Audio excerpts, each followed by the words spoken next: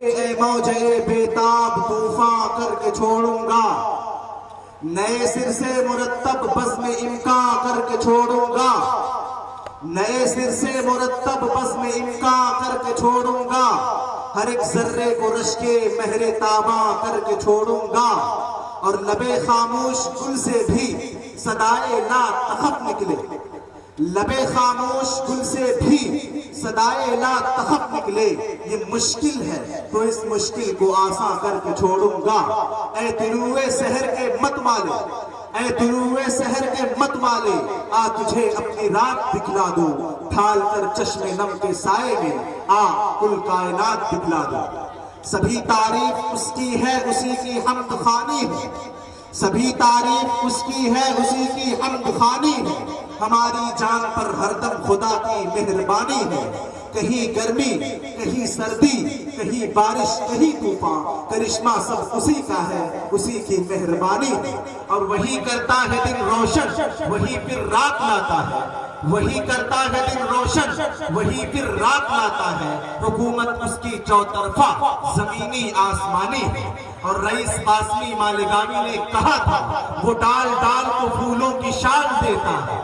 وہ ڈال ڈال کو پھولوں کی شال دیتا ہے، وہ پیڑ پیڑ کو ابرو غزال دیتا ہے، اور کسی کو راستہ دیتا ہے وہ سمندر میں،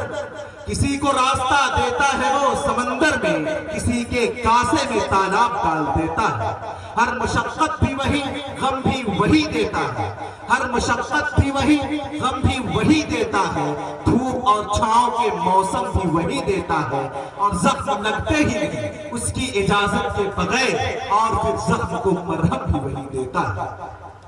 اسٹیج پر تشریف فرما میرے محسن و کرم فرما حضرت مولانا عرفان صاحب قاسمی مدظ اللہ العالی،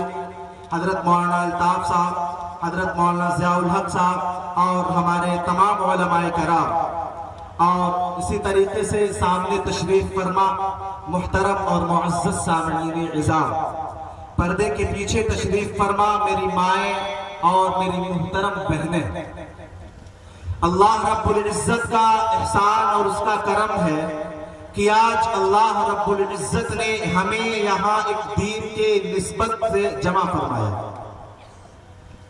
قابل مبارکباد ہے گاؤں کے افراد اور میرے وہ نوجوان جنہوں نے میرا ساتھ دیا،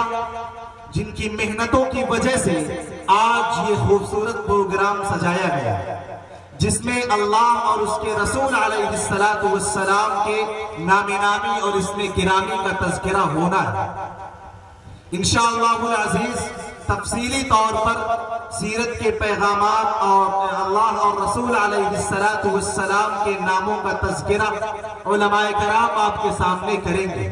آئیے، چونکہ وقت کی قلت دامنگیر ہے، اس وجہ سے انکار کرنے والا دائرہ اسلام سے نکلا نہیں کرتا۔ اِنَّا نَحْنُ نَزَّلْنَا الذِّکْرَ وَإِنَّا لَهُ لَحَافِظُونَ۔ اس کی چھٹی خصوصیت یہ ہے کہ جب اس کو پڑھا جائے تو اس کو آسانی کے ساتھ، بڑے غور کے ساتھ، سکونت و اطمینان کے ساتھ سنا جائے۔ فَإِذَا قُرِئَ الْقُرْآنَ فَاسْتَمِعُوا لَهُ وَانصِتُوا لَعَلَّكُمْ تُرْحَمُونَ۔ قرآن نظائر بھی، نظارت بھی، نظر بھی، قرآن نظائر بھی، نظارت بھی، نظر بھی، قرآن مؤثر بھی، تاثر بھی، اثر بھی، قرآن مصدق بھی، مظاہر بھی، مبی بھی، قرآن کے حفاظ میں جبریل امی بھی۔ آئیے اب میں اسی قرآن کی تلاوت سے باضابطہ طور پر اس بزم کا آغاز و افتتاح کرنے کے لیے رئیس القراء حضرت قاری ذبیح اللہ صاحب، استاد حفظ و کرم دارالعلوم فیض محمدی ہتھیا گڑھ کو بڑے ادب کے ساتھ، احترام کے ساتھ دعوت دیتا ہوں کہ تشریف لائیں اور قرآن کریم کے تلاوت کے ذریعے اس بزم سعید کا آغاز و افتتاح کریں۔ قرآن کی تلاوت سے آغاز ہو محفل کا، قرآن کی تلاوت سے آغاز ہو محفل کا، اس نور سے پا جائیں ہم راستہ منزل کا۔ اس سے پہلے کہ قاری صاحب تلاوت پیش کریں، جو لوگ یہاں کھڑے ہیں اگر سامنے کرسیاں ہوں تو لوگ کرسیوں پہ بیٹھ جائیں۔ آپ لوگ